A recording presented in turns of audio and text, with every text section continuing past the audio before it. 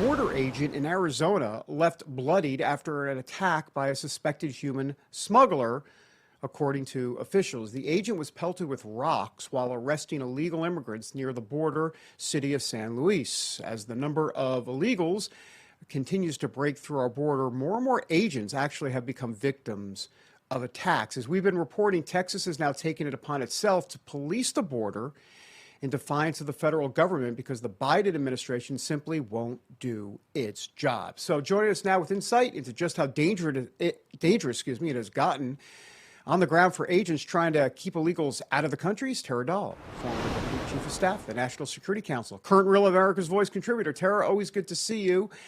Good to see you, CPB. David.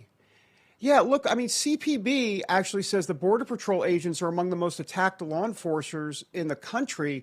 Apparently, there were like 7,000, over 7,000 assaults since 2006. So, I mean, this is not an isolated incident, Tara.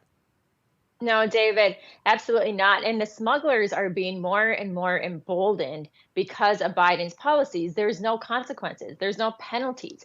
And the U.S. attorneys are not prosecuting any of them. So even when when the Border Patrol do arrest them and they get tried, go before the court, they get released over and over and over again.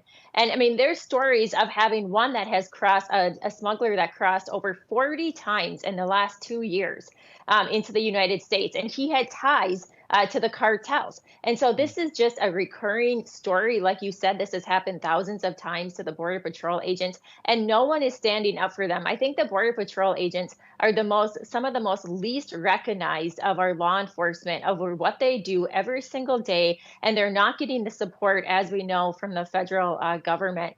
But I also wanted to just bring up, too, just how much of a risk they are. You had 10 FBI executives that just wrote a letter to Speaker Johnson, not Speaker John Pelosi, but Pelosi, and warning about the terrorist threat and the invasion at our border. So it is getting to be a point where we are being, that the FBI officials, former officials, it's to a point, David, that they have to shut this down. Like our security is at such a grave point right now for a potential terrorist threat. They have to shut down the border. There has to be action.